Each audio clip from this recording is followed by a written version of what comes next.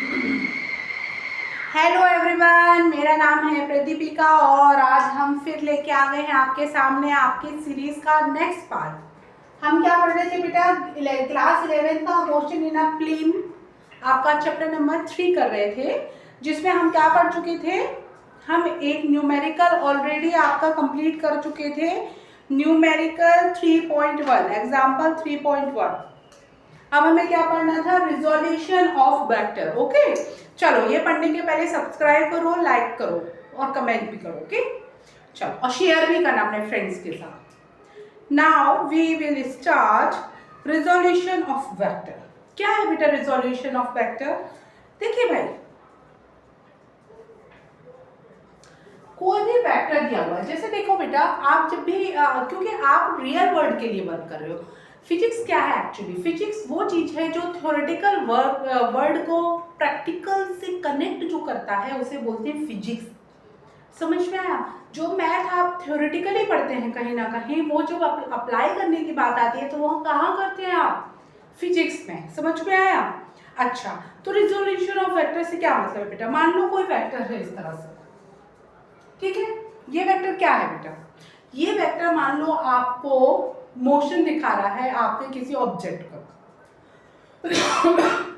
अब इसको आप फाइंड आउट कैसे करेंगे भाई?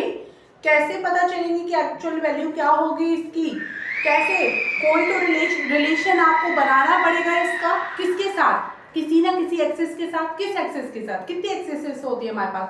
3 एक्सिस होती है, x axis, y axis and z axis, है ना? जब तक हम लाइन की बात कर रहे थे इससे प्रीवियस चैप्टर में, हम एक स्ट्रेट लाइन की बात कर रहे थे। अब हम प्लेन की बात कर रहे हैं बेटा। अब हम बात किसकी कर रहे हैं? प्लेन की बात कर रहे हैं। मतलब प्लेन की बात कर रहे हैं तो अब आपका एक्स और वाई डायरेक्शन के अलावा भी आपका क्या होगा? मूवमेंट होगा। तो उसको किस तरह से आप रिजॉल्व करेंगे? किस तरह से आप उसको वैल्यू फाइंड आउट करेंगे? वही हम अभी सीखने वाले हैं। ओके, अच्छा चलिए, देखिए भाई, कोई आपका एक वेक्टर है, आपकी बुक में जिस तरह से दिया है मैं उस तरह से फटाफट में समझाऊंगी। वैसे तो इसको समझने का मजा जो है वो न्यूमेरिकल से ही आएगा। मान लो कोई ए वेक्टर है, ठीक है भाई? अब आपके पास कोई 2 वेक्टर हैं, एक बी है और एक मान लीजिए स्मॉल ए है। Small a and small b है एंड अपने पास एक कैपिटल ए वेक्टर है। तो अगर अपन को इनके फॉर्म में इसे रिजॉल्व करना है, हमारे ए वेक्टर को इनके फॉर्म में रिजॉल्व करना है, तो हम कैसे करेंगे बेटा? हम क्या करेंगे? इसको पैरेलली कहाँ लेके आएंगे? इसके इनिशियल पॉइंट पे। किसके इनिशियल पॉइंट पे? वेक्टर ए के, ए को, ठीक है? अच्छा, और बी को भी क्या करेंगे? बी को भी हम क्या करेंगे? पैरेलली मूव करेंगे। किस तरह से? इस तरह से कि इसका हेड कहाँ कनेक्ट हो जाए? इस वाले की करेंगे। अच्छा, अब हम इसको क्या करेंगे? इंक्रीज करेंगे, इस वाले को भी इंक्रीज करेंगे। तो ये एक पॉइंट पे क्या करेंगे? आपस में काटेंगे। तो ये क्या हो जाएगा? एक्चुअली हमने क्या किया? ए को किसी लैम्डा से, लैम्डा क्या है यहाँ पे? एक रियल नंबर है, किसी भी नंबर से क्या कर दिया? मल्टीप्लाई कर दिया। कितना मल्टीप्लाई किया?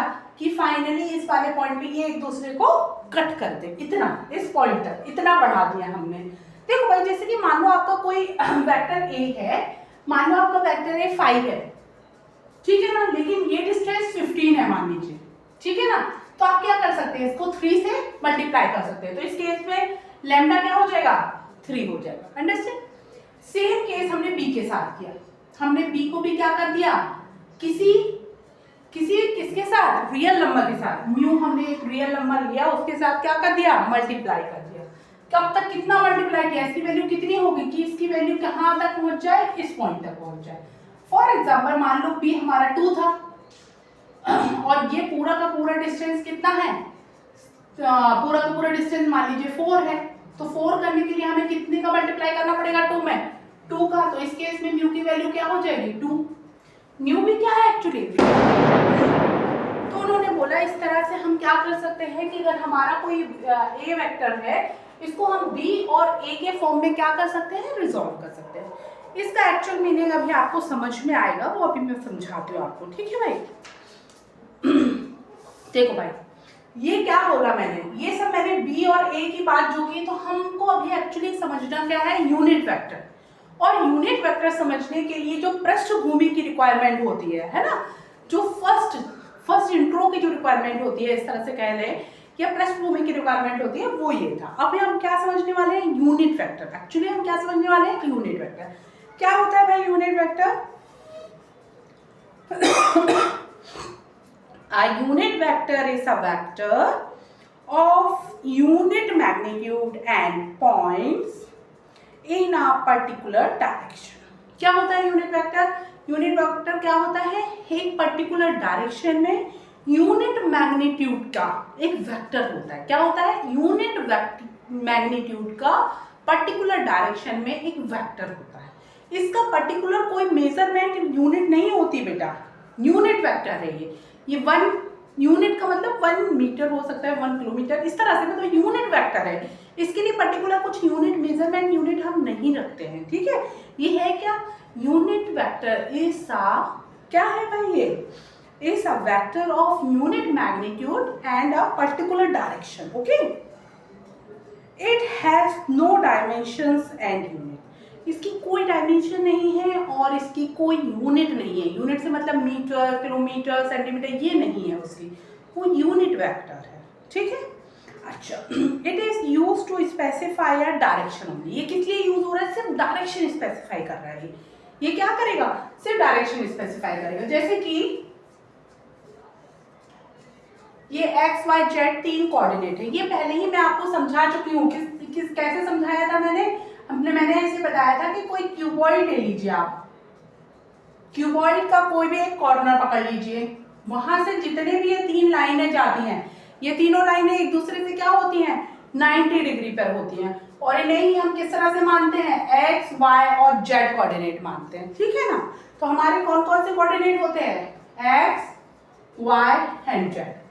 अच्छा, इनकी डायरेक्शन को मेंशन करने के लिए हम यूनिट वेक्टर यूज करते हैं। कौन से यूज करते हैं भाई?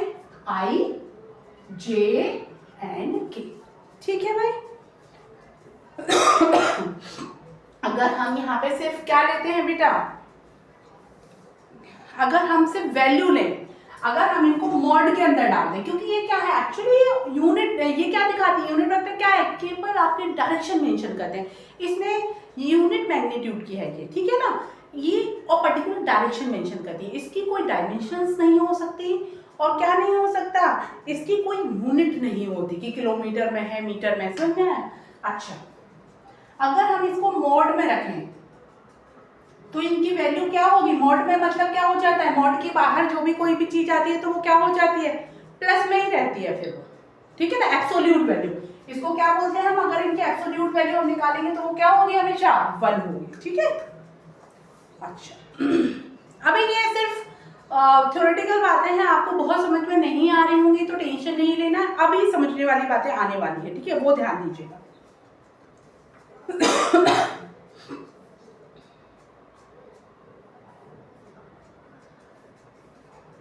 अच्छा, इस चैप्टर में बेटा हम क्या पढ़ने वाले हैं? इसमें हम पढ़ने वाले हैं motion in a 2 dimension. In this chapter हम क्या पढ़ने वाले हैं? 2 डायमेंशंस में मोशन पढ़ने वाले हैं। बेसिकली प्लेन कैसे बनता है बेटा?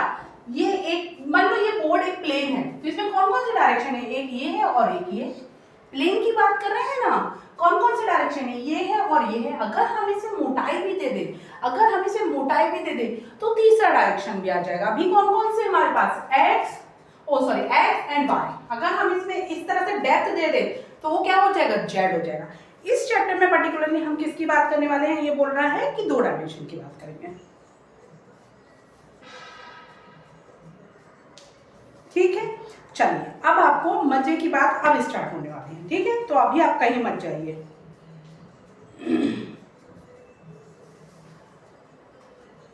देखो भाई, अब एक डायग्राम है, इसको समझने की जरूरत है और इसको जरा ध्यान से देखिए आप लोग।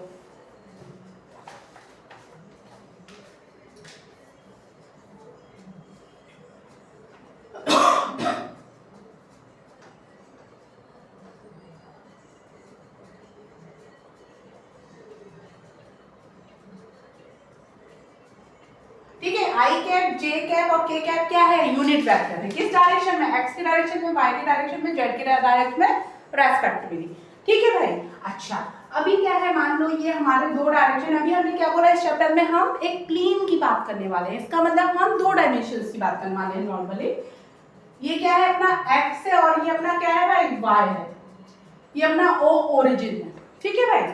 अच्छा अब कोई एक वेक्टर है a, ये कौन सा वेक्टर है a है, ये नहीं रुक जाओ सॉरी ये अपना क्या है,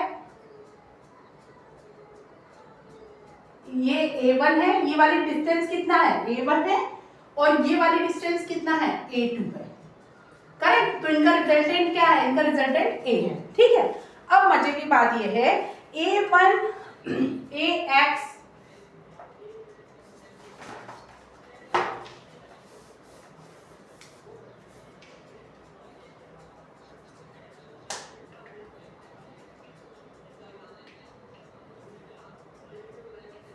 अच्छा इनको हम a1 को किस तरह से लिख सकते हैं बेटा, a1 को हम लिख सकते हैं ax i कैप। ऐसे क्यों लिखा आपने बेटा, ये कुछ वैल्यू होगी ना, मान लीजिए ये वैल्यू 5 है मान लीजिए, तो ये क्या होगा 5 i कैप, i से कैप का मतलब क्या है x के डायरेक्शन में, ठीक है भाई। ये किस डायरेक्शन में है, ये किसके पैरेलल है, a2 को क्या लिख सकते हैं सेम तरीके से अगर हम बोले तो a y j कैप, ठीक है। j कैप i कैप और j कैप क्या है, ये क्या है बेसिकली ये यूनिट वेक्टर्स है, इनकी खुद की कोई यूनिट नहीं है, कोई डायमेंशंस नहीं है, ये सिर्फ क्या मेंशन कर रही है डायमेंशन। अगर हमने किसी भी वैल्यू के साथ i कैप लगा दिया इसका मतलब क्या है a1 की डायरेक्शन क्या है x के साइड और a2 की डायरेक्शन क्या है y के साइड, क्यों, क्योंकि उसके साथ क्या लगा है j कैप। j कैप की खुद कोई वैल्यू नहीं है, मैं बार बार बोल रही हूँ, वो सिर्फ क्या मेंशन कर रहा है डायरेक्शन। a बाय क्या हो जाएगा इस केस में, बस इसकी वैल्यू, चाहे ये 3 हो सकती है, 7 हो सकती है, 10 हो सकती है, कुछ भी हो सकती है, ठीक है भाई। अच्छा अब नेक्स्ट देखिए, अब अपन को पढ़ना है कि a क्या होगा, अपना रिजल्टेंट क्या होगा। दो वेक्टर्स हैं, हमको क्या निकालना है, जैसे इससे पहले वाले क्वेश्चंस में हमने क्या पढ़ा था बेटा, हमने देखा था कि बारिश गिर रही थी और हवा ब्लो कर रही थी, हवा क्या कर रही थी चल रही थी, तो हमने देखा था कि उनका रिजल्टेंट क्या होगा, एक मतलब रिजल्टेंट इफेक्ट क्या होगा। तो रिजल्टेंट इफेक्ट, मान लो दो वेक्टर है तो इनका रिजल्टेंट a है, ठीक है भाई, इनका रिजल्टेंट क्या है a है, तो हमको a की वैल्यू बतानी है, तो हम कौन सा यूज कर सकते हैं इसमें, पैरेललोग्राम मेथड भी यूज कर सकते हैं, ट्रायंगल मेथड भी यूज कर सकते हैं। मैंने आपको बताया था किसी भी दो वेक्टर को जोड़ने के दो मेथड बताए थे, एक पैरेललोग्राम बताया था, एक क्या बताया था ट्रायंगल मेथड बताया था। अब आप ये देखिए पैरेललोग्राम मेथड में मैंने इसी तरह का ग्राफ था ना हमारा कि एक का टेल और दूसरे का टेल एक साथ था, यही था ना पैरेललोग्राम में। तो हमने क्या किया था, एक बस पैरेलल लाइन खींची थी और उनका डायगोनल क्या होता था, इसका रिजल्टेंट होता था। रिजल्टेंट मतलब उन दोनों को एडिशन, उनका मेन इफेक्ट, अगर दो इस तरह से डायरेक्शन में तो उनका मेन इफेक्ट कितना होगा, सेंटर पे होगा, ठीक है। कितना है ये a, तो a की वैल्यू क्या होगी एक्चुअली a1 प्लस a2, यही होता था। ये हमने कहाँ पढ़ा था अभी प्रीवियस लेक्चर में मैंने बताया था कि पैरेललोग्राम मेथड, आप जाके अगर आपने नहीं देखी है तो वो जरूर देखो, तभी ये समझ में आने वाला है, ठीक है। अच्छा तो a1 की वैल्यू हम क्या रख सकते हैं ax i प्लस i क्या है भाई i कैप, इसको कैप बोलते हैं i कैप, ये क्या है डायरेक्शन है, मतलब x के डायरेक्शन में a y j, हाँ बोलोगे ये तो x लिखा है तो उससे भी पता चल जाएगा, यहाँ x लिखा है ना बेटा, क्योंकि यहाँ पे हम कोई वैल्यू नहीं ले रहे हैं। अगर ये एक्चुअल कंडीशन होती तो यहाँ पे ये वाली जो कुछ वैल्यू होती ना, 5 होती, 6 होती, 7 होती, 3 होती, 2 कुछ वैल्यू होती पर्टिकुलर है, समझ में आया अब समझ में आया क्यों हमने यहाँ पे i लगाया और j लगाया, ठीक है। अच्छा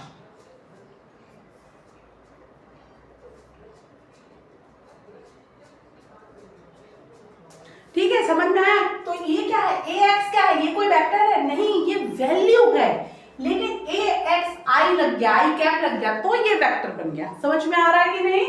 ax तो क्या है, ये वैल्यू है, इस चीज की वैल्यू है, ये कुछ भी हो सकती है। जैसे आप स्केल उठाइए, ये स्केल है आपका, ये स्केल उठाइए, ये वैल्यू, ये वाली वैल्यू है, ये सिंपल, ऊपर ये y एक्सिस है तो ये y की वैल्यू है, सिंपल, ये y की वैल्यू हो जाएगी, ये ax की वैल्यू हो जाएगी, सिंपल वैल्यू है, ठीक है। लेकिन जब उसके साथ i और i कैप j कैप या k कैप लग गया तो वो क्या हो गया, वेक्टर बन गया। किसी के साथ भी यूनिट वेक्टर लगा दिया आपने तो वो क्या बन गया, वेक्टर बन गया एक्चुअली, अच्छा चलिए, अब ए एक्स और ए वाई की वैल्यू निकालते हैं अपन। कैसे निकालें ए एक्स और ए वाई की वैल्यू? मान लो आपको ए की वैल्यू दी हुई है, आपको क्या बोला गया, आपका कोई क्वेश्चन है, आपको एक वेक्टर दिया हुआ है, ये वेक्टर दिया हुआ है, इसकी कुछ भी वैल्यू दे सकते हैं, वो 15 न्यूटन, अगर ये फोर्स है तो न्यूटन में देंगे। ये सब क्यों सीख रहे हैं बेटा? ये बेस है फिजिक्स का। अगर ये नहीं सीखा, ये चैप्टर अच्छे से नहीं किया, आपको फिजिक्स नहीं बनने वाली है, कोई भी चैप्टर आप सॉल्व नहीं करने वाले हैं। सब में वेक्टर की रिक्वायरमेंट है, तो ध्यान से पढ़िए इसे। मान लीजिए हमको ए दिया हुआ है, तो हमें ए एक्स और ए वाई निकालना पड़ेगा, इसका रिजोल्यूशन निकालना पड़ेगा। हमको बताना, जैसे मान लो कि क्वेश्चन किस तरह से आते हैं, इनको अप्लाई कैसे करते हैं, मेन बात ये है।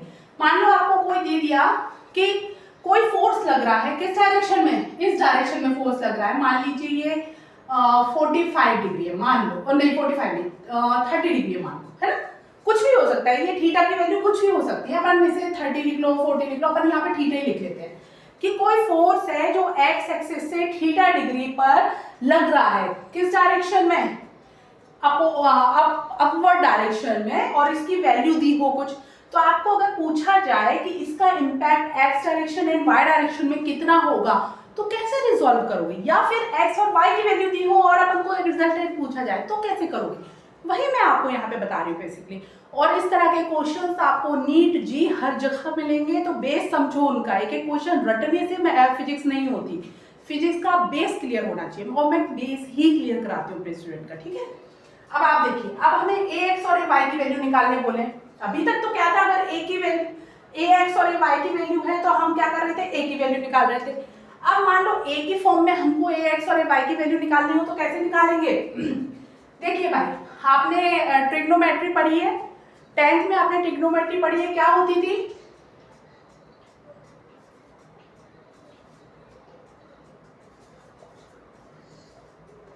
यही होती थी, ठीक है। ये क्या होता था, sine theta, cos theta and tan theta, ठीक है। अब आपको थीटा दिया हुआ है, थीटा आपको दिया हुआ है। अच्छा, अब आप देखिए यहाँ पे किसमें ए के साथ हमें रिलेशन चाहिए ए एक्स का, और ए क्या है, अगर इस केस में अपन देखें, ये क्या है, 90 डिग्री है, मान लो यहाँ पे 90 डिग्री है, परपेंडिकुलर है ये, तो क्या कहते हैं, यहाँ पे कौन सा वाला थ्योरम लग जाएगा, पाइथागोरस थ्योरम, ठीक है। पाइथागोरस थ्योरम में ही अप्लाई होते हैं ये वाले फॉर्मूले, ठीक है। और कोई अगर ये इस तरह से उस तरह से होते तो इसमें पाइथागोरस नहीं अप्लाई होता, उनका तरीका अलग होता है, जो मैं भी आपको आगे बताने वाली हूँ कैसे करते हैं उनको, ठीक है।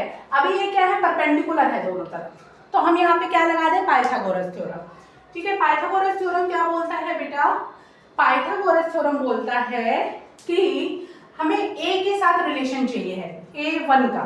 तो ऐसा कौन सा है जिसमें किसमें रिलेशन मिल रहा हो, हाइपोटेनियस, ये क्या हो गया अपना हाइपोटेनियस, ये रहा हाइपोटेनियस, एंड ये क्या है, बेस है ना। हमेशा ये जो एडजेसेंट होता है ये क्या होता है, बेस होता है ना। अच्छा, तो बेस कहाँ है, हाइपोटेनियस एंड बेस में रिलेशन कॉस थीटा।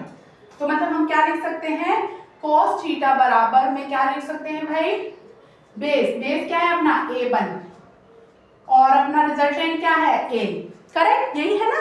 बस मैंने कुछ नहीं लिखा है, यहाँ ट्रिग्नोमेट्री के फॉर्मूले लगाए हैं। तो A1 की वैल्यू क्या आ जाएगी, A cos थीटा। A1 मतलब ये वैल्यू बेसिकली हम निकाल रहे हैं, और ये वैल्यू है AX, ठीक है ना। AX की वैल्यू हमने यहाँ से निकाल दी, ठीक है भाई। ये न्यूमेरिकल्स में बहुत काम आएगा, और सिर्फ रटने से हमेशा गलत करने वाले हो आप, इसलिए मैं समझा रही हूँ कैसे करते हैं। आपको न्यूमेरिकल भी सॉल्व करने हैं, रटना नहीं है। चलिए अब ए वाई की वैल्यू निकालते हैं। ए वाई की वैल्यू कैसे आएगी, ए वाई देखो, ये वाली डिस्टेंस और ये वाली डिस्टेंस क्या है, पैरेलल है एक दूसरे से और बराबर है ना, क्योंकि ये लाइन और ये लाइन पैरेलल है, और ये लाइन और ये लाइन पैरेलल है। पैरेललोग्राम वाला हमने थ्योरम लगाया है, तो दोनों सारी आर्म्स क्या है, ये दो आर्म पैरेलल है और ये दोनों भी पैरेलल है। तो ये टू मतलब ए वाई की वैल्यू, ये वाली भी ए वाई की ही वैल्यू कहलाएगी, है ना। तो यहाँ पे हम कौन सा थ्योरम लगा सकते हैं, साइन थीटा लगा सकते हैं। ये देखो साइन थीटा क्या होता है, परपेंडिकुलर डिवाइडेड बाय हाइपोटेन्यूज। अगर ये थीटा है तो सामने वाला क्या होगा, परपेंडिकुलर, मतलब A by divided by hypotenuse. Hypotenuse क्या है, ए, ये क्या आ गया हमारा साइन थीटा। अब ए को यहाँ पे ले आओ, कैसे करेंगे, ए को हम कहाँ ले आएंगे साइन थीटा के साथ, बराबर में क्या हो जाएगा ए बाय, यहां से हमने ए बाय और ए दोनों की वैल्यू निकाल ली। आया समझ में?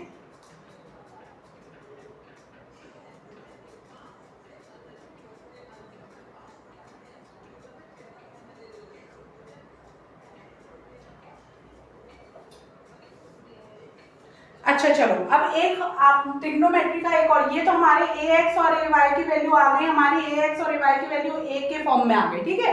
अच्छा चलो, अब आपको एक और फॉर्मूला आपकी बुक में दिया हुआ है, ये ध्यान से देखो, बहुत काम आने वाले हैं ये चीजें आपको न्यूमेरिकल्स में, ध्यान से समझिए। क्या दिया हुआ है, अगर हम ax की वैल्यू ये है और ay की वैल्यू ये है, हम अगर इनको ऐसे लिखें ax square plus ay square, तो क्या आएगा दूसरी साइड, अगर हम ax square plus ay square लिखें, a की जगह a की वैल्यू रख दीजिए, x की वैल्यू रख दीजिए, क्या है ये a square cos square theta, correct, plus ay की वैल्यू क्या है a square sine square theta, ठीक है भाई। अच्छा, अब इसमें से a स्क्वायर कॉमन निकाल लें, अंदर क्या हो गया cos square theta plus sine square theta, क्या होता है cos square theta plus sine square theta 1, तो ये क्या हो जाएगा finally ax square plus ay square बराबर में क्या हो जाएगा a स्क्वायर। तो क्या हो जाएगा, अगर हम यहाँ पे ये जो हमारा स्क्वायर है इसको दूसरी साइड ट्रांसपोज करते हैं तो क्या होगा, ये क्या हो जाएगा भाई, रूट बन जाएगा। अब हम a को इधर लिख लेते हैं, ठीक है, और ये वाली टर्म को इधर लिख देती हूँ। ये फॉर्मूले ड्राइव करना बता रही हूं मैं, कैसे निकाल रहे हैं हम, इन्हीं के थ्रू हम क्या करने वाले हैं आगे, न्यूमेरिकल सॉल्व करने वाले, ठीक है। अच्छा, अगर मान लो हमारे पास a y और ax की वैल्यू है और हमें थीटा निकालना है, हमारे पास क्या है, इसकी वैल्यू है, इसकी वैल्यू, और हमें बताना है कि हमारे रिजल्टेंट का डायरेक्शन क्या होगा। अभी तक ये समझ में आया, अब हम नई चीज पढ़ रहे हैं, क्या पढ़ने वाले हैं अभी हम पढ़ने वाले हैं कि मान लीजिए आपको ये वाली वैल्यू दी है, जैसे आपका ये क्या है एक्स वाई कोऑर्डिनेट्स है, और आपका एक वेक्टर ये है और एक वेक्टर यहाँ पे है, ये ax है और ये ay है, और अगर हमारे पास ax और ay की वैल्यू है और हमको क्या निकालना हो, रिजल्टेंट का डायरेक्शन निकालना हो, जैसे कि हमने प्रीवियस क्वेश्चंस में न्यूमेरिकल जो मैंने करवाया है पिछले लेक्चर में सॉल्व, उसमें भी करवाया था, थीटा निकाला था, थीटा निकालना हो तो हम क्या करेंगे, tan थीटा यूज कर सकते हैं। देखो, परपेंडिकुलर डिवाइडेड बाय बेस, ये वैल्यू, इसको पैरेललोग्राम बनाओ सबसे पहले, तो ay जो है वो ay ये हो जाएगी और ये वाली वैल्यू ax हो जाएगी। क्या होता है tan थीटा,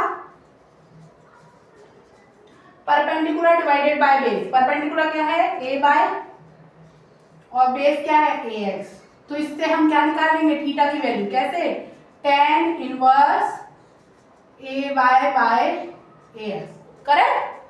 ये बहुत इंपॉर्टेंट चीजें हैं, इसे मिस मत कीजिए वरना नहीं बनने वाला फिजिक्स। सेम यही फॉर्मूले आपके, अभी तक मैंने एक प्लेन के लिए बताया, अब मान लो तीनों एक्सिस, अभी हमने दो एक्सिस के लिए बात की, अब मान लो हम तीनों एक्सिस के लिए बात करते हैं। हम क्या बात कर रहे हैं भाई, तीनों एक्सिस के लिए बात करते हैं। तो तीनों एक्सिस हम कैसे बनाते हैं, एक ऐसे और एक ऐसे, यही बताया था। और ये तीनों नॉर्मली होती क्या है, अगर कोई आपका क्यूबॉइड ले लीजिए, उसका कोई भी एक कॉर्नर पकड़ लीजिए, क्या पकड़ लीजिए, उसका कोई भी एक कॉर्नर पकड़ लीजिए, तो तीनों जो डायरेक्शन होंगे वो उसकी क्या कहलाएंगी, तीनों एक्सिस कहलाएंगी। ये एक्स एक्सिस, वाई एक्सिस और ये जेड एक्सिस। यहाँ पे आई कैप रहेगा इस डायरेक्शन में, इधर पे हमारी वाई के डायरेक्शन में क्या रहेगी unit vector I J, and Z के डायरेक्शन में के, करेक्ट, ऐसे ही होता है ना। अच्छा, अभी हमने जैसे दो प्लेन के लिए सॉल्व किया बेटा, वैसे ही तीन प्लेन के लिए सॉल्व होगा, और जो हमारे प्लेन के लिए फॉर्मूले दो के लिए आए हैं वही हमारे वैसे ही सेम तरीके से हम निकालेंगे तीन के लिए, तीन कोऑर्डिनेट के लिए। अभी तक हमने दो कोऑर्डिनेट के लिए सॉल्व किया था, सेम तरीके से तीन कोऑर्डिनेट के लिए सॉल्व करेंगे, और हमारे पास ये फॉर्मूले फिर इस तरह से बन जाएंगे। ए की वैल्यू क्या आएगी, रिजल्टेंट की वैल्यू क्या आएगी अगर तीनों दिया जाए, ax plus ay j plus az k, correct. यही आया था ना पहले हमने जब ए निकाला था, ये निकाला था ना हमने तो यही निकाला था ना, AXI प्लस AYJ। तो ऐसे अगर 3 डायरेक्शन है तो 3 के लिए ये यूज हो जाएगा। अच्छा, फिर इसकी वैल्यू किस तरह से निकालेंगे, वैल्यू निकालनी हो, ये तो फॉर्मूला हो गया ना, IJ को हमको अलग करना होता था तो हम क्या करते हैं, इसको स्क्वायर करते हैं। जब भी हमें IJ को हमको क्या करना होता है, अलग करना होता है, यूनिट वेक्टर को हमें अलग करना होता है, तो हम इनका स्क्वायर करते हैं, स्क्वायर कर देते हैं तो ये वैल्यू आ जाती है। ठीक है, वैसे ही आएंगे जैसे प्रीवियस हमने उसमें किया था, प्रीवियस अभी 2 कोऑर्डिनेट के लिए किया था, सेम तरीके से 3 कोऑर्डिनेट के लिए होने वाला है। ठीक है, ये रिजल्टेंट हो गया इन शॉर्ट अपना। ओके, नेक्स्ट फिर इसके बाद आपकी बुक में दिया हुआ है, अगर कोई कंफ्यूजन है तो प्लीज मुझे कमेंट में बताइए, मैं रिजॉल्व करूंगी। अच्छा, नेक्स्ट है vector addition analytical method. Same चीजें हैं एनालिटिकल मेथड से, तो इसकी आपको रिक्वायरमेंट नहीं होगी अगर ये आपको समझ आ गया है तो, क्योंकि इससे आपको याद रहेगा, इसमें आपने बेसिकली मैथ लगाया है। एनालिटिकल मेथड में भी मैथ ही है, लेकिन उसमें भूलने के चांसेस ज़्यादा होते हैं, इसलिए मैं आपको वो रेफर नहीं करने वाली हूँ। अच्छा, इसके बाद है एग्जाम्पल नंबर 3.2। इसको सॉल्व करके बहुत अच्छे से समझ में आने वाला है कि इसका यूज़ क्या है वेक्टर्स का अपने फिजिक्स में। तो ये मैं कराने वाली हूँ आपको नेक्स्ट लेक्चर में। इसके बाद 2 न्यूमेरिकल है, तो लेक्चर बहुत इंपॉर्टेंट होने वाला है, प्लीज मत छोड़िएगा। इसमें हम ये 2 न्यूमेरिकल करने वाले हैं जिनसे आपके सारे कंफ्यूजन, आज के भी डाउट जितने भी होंगे सारे क्लियर हो जाने वाले हैं। ओके, चलिए बाय।